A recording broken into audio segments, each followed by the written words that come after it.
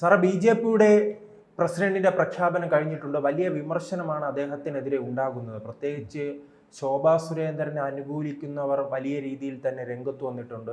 നാം അല്പസമയം മുൻപ് തന്നെ ഈ രാജീവ് ചന്ദ്രശേഖറുമായി ബന്ധപ്പെട്ട് ഒരു വീഡിയോ ചെയ്തിരുന്നല്ലോ. അതിലെല്ലാം വലിയ വിമർശനമായിരുന്നു വരുന്നത് രാജീവ് ചന്ദ്രശേഖറിനെതിരെ. അതെങ്ങനെയാണ്, എൻ്റെ പ്രസിഡന്റ് ശോഭാ സുരേന്ദ്രനാണ്, ഇയാൾ വേണ്ടായിരുന്നു, ഏഷ്യാനെറ്റിനെ നേരെ നടത്താൻ അറിയാത്ത ആളാണ്, ഇയാളൊന്നും ഒരു ചുക്കും ചെയ്യാൻ പോകുന്നില്ല, ശോഭാജിയെ തഴഞ്ഞതൊട്ടും ശരിയായില്ല, കേരളത്തിലെ ഒരു പ്രവർത്തകന് പോലും നേരിട്ട് പരിചയമില്ലാത്ത നേതാവാണ്, ഇയാളെ എങ്ങനെ കെട്ടിയിറക്കിയിട്ട് കാര്യമുണ്ടോ, സുരേന്ദ്രൻ്റെ രണ്ടാമത്തെ പാർട്ടാണ്, ആ രീതിയിലുള്ള വലിയ വിമർശനങ്ങൾ വരുന്നു. ഇദ്ദേഹത്തിന് ഈ അണികളുടെ എതിർപ്പ് ഇങ്ങനെ നിൽക്കുമ്പോൾ എങ്ങനെ മുന്നോട്ട് പോകാൻ കഴിയും? ഈ ഏഷ്യാനെറ്റിനെ നോക്കി നടത്താൻ പറ്റുന്നില്ല എന്ന് പറഞ്ഞത് എനിക്ക് തോന്നുന്നു ആ കുംഭമേളയെ പരിഹസിച്ച് സിദ്ധു സൂര്യകുമാർ അല്ലേ കൊടുത്ത ആ ഒരു സ്റ്റോറിയുമായി ബന്ധപ്പെട്ടതാണ്. അതിൻ്റെ മേൽ ഒരു നടപടി എടുക്കാനായിട്ട് രാജീവിന് കഴിഞ്ഞില്ല.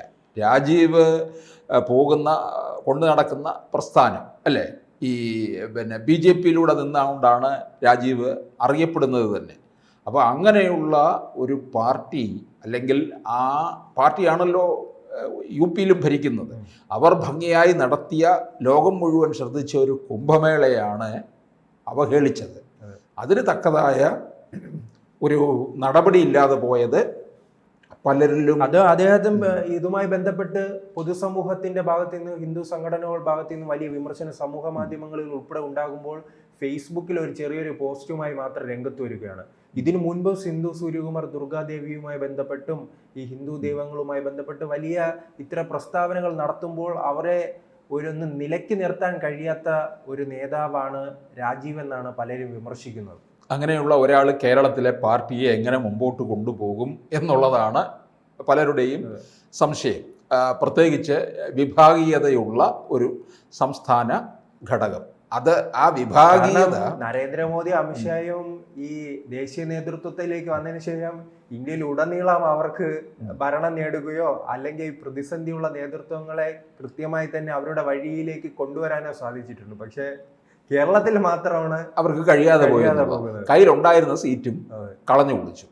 പിന്നെ ഒരു സീറ്റ് കൂടി നേടിയെടുക്കാൻ കഴിയുന്നിടത്ത് അതും ചെയ്തില്ല. പിന്നെ പലരും ചോദിക്കും, തൃശ്ശൂരിൽ സുരേഷ് ഗോപിയുടെ വിജയമെന്ന്. അത് പാർട്ടിക്ക് മാത്രമല്ല, അതിനകത്ത് സുരേഷ് ഗോപി എന്നുള്ള വ്യക്തിക്ക് കിട്ടിയിട്ടുള്ള വോട്ട് കൂടിയുണ്ട്.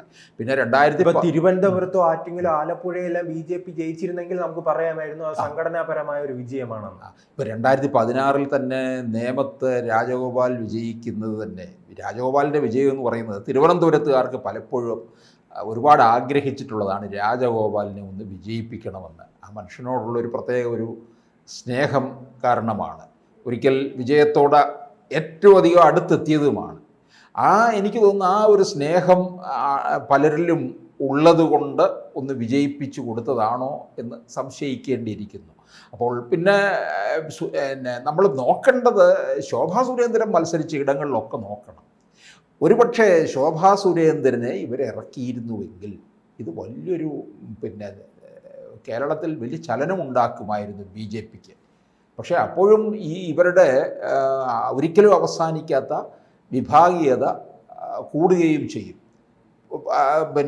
പോര് രൂക്ഷമായി മാറുകയും ചെയ്യുമെന്നുള്ളതാണ്.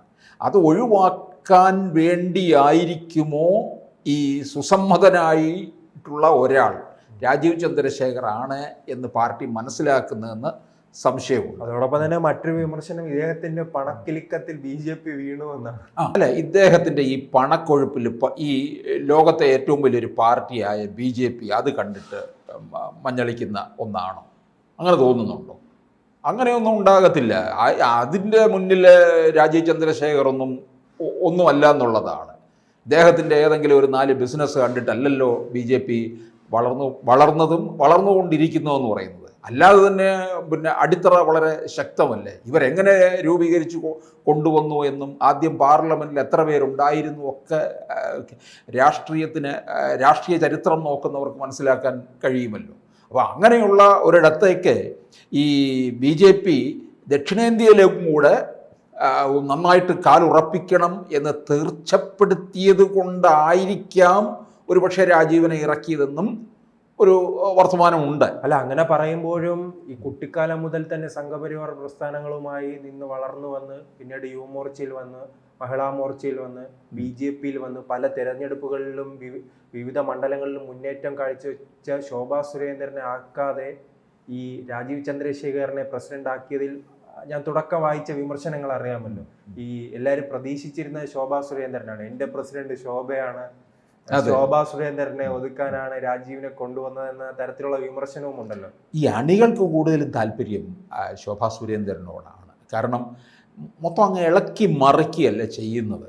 ഇപ്പോൾ ആറ്റിങ്ങൽ അതിനു മുമ്പ് 2016 പാലക്കാട് മത്സരിക്കുമ്പോൾ, പിന്നെ കഴക്കൂട്ടത്ത് മത്സരിച്ചിട്ടില്ല നിയമസഭാ തെരഞ്ഞെടുപ്പിൽ, അതുകൂടാഞ്ഞിട്ട് ആറ്റിങ്ങൽ പാർലമെൻറ്റ് മണ്ഡലത്തിൽ, പിന്നീട് ഈ കഴിഞ്ഞ ലോക്സഭാ തെരഞ്ഞെടുപ്പിൽ ആലപ്പുഴയിൽ മൊത്തം അങ്ങ് ചിത്രം മാറ്റി കൊടുക്കുമെന്നുള്ളതാണ്.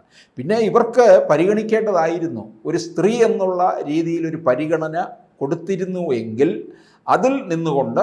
കാരണം പണ്ട് കുമ്മനം വന്നപ്പോൾ ആ സമയവും ചർച്ച അന്ന് ശോഭാ സുരേന്ദ്രൻ വരുമെന്നായിരുന്നു. പിന്നീട് ശ്രീധരൻ പിള്ള വന്നു, ആ സമയം ശോഭാ സുരേന്ദ്രൻ വരുമെന്ന് ചർച്ച ഉണ്ടായിരുന്നു. അതിനുശേഷമായിരുന്നല്ലേ സുരേന്ദ്രൻ വന്നു.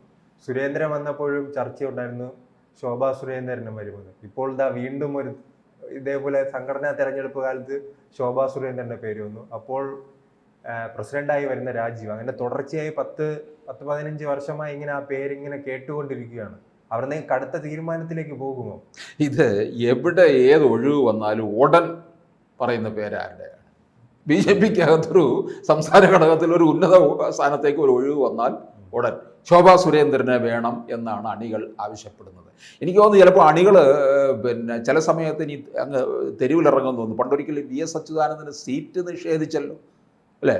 സീറ്റ് മത്സരിക്കാൻ ഇറക്കാതിരുത്തല്ലോ. അണികളങ്ങ് ഇറങ്ങിയില്ലേ? AK സെന്ററിന് മുന്നിൽ തടിച്ചു കൂടിയില്ലേ? അവസാനം പാർട്ടിക്ക് വഴങ്ങേണ്ടി 2 തവണ ഉണ്ടായിരുന്നു. 2016-ഉം 2006-ലും. അതെ, പാർട്ടിക്ക് വഴങ്ങേണ്ടി വന്നില്ലേ എന്ന് പറഞ്ഞതുപോലെ BJP ഒരുപക്ഷെ അണികൾ ചിലപ്പോൾ അങ്ങനെ ചെയ്തു എന്ന് വരാം. അല്ല, BJPക്കും ശോഭാ സുരേന്ദ്രൻ അങ്ങനെ ഉണ്ട്. 2021 നിയമസഭാ തെരഞ്ഞെടുപ്പിൽ അവർക്ക് സീറ്റ് നൽകാതെ അങ്ങനെ ഉണ്ടായി. അതിനുശേഷം വലിയ വിമർശനം ഉന്നയിച്ചതിന് പിന്നാലെ കഴക്കൂട്ടത്ത് മത്സരിച്ചിരുന്നു. പക്ഷെ അവിടെ സംഭവിച്ചതറിയാം. അവരുടെ തെരഞ്ഞെടുപ്പ് ചരിത്രത്തിൽ തന്നെ ഏറ്റവും വലിയ കാലുവാരൽ അവിടെ നടന്നു. മുൻപ് മുരളീധരൻ മത്സരിച്ചതിനേക്കാൾ കുറച്ച് വോട്ടുകൾ മാത്രമായിരുന്നു ശോഭാ സുരേന്ദ്രൻ കഴക്കൂട്ടത്ത് നിന്ന് നേടുന്നത് 2021. അത് മുരളീധരൻ ഏറ്റവും കൂടുതൽ നോട്ടമിട്ടിരിക്കുന്ന ഒരു മണ്ഡലമാണ് ഈ കഴക്കൂട്ടം. കഴക്കൂട്ടം കേന്ദ്രീകരിച്ചു കൊണ്ടാണ് മുരളീധരൻ നിൽക്കുന്നത്. കേരളത്തിൽ അദ്ദേഹം പിന്നെ ഉണ്ടെങ്കിൽ അത് കഴക്കൂട്ടം മണ്ഡലത്തിനകത്തുണ്ട് എന്നുള്ളത് തന്നെ കരുതിക്കോണം.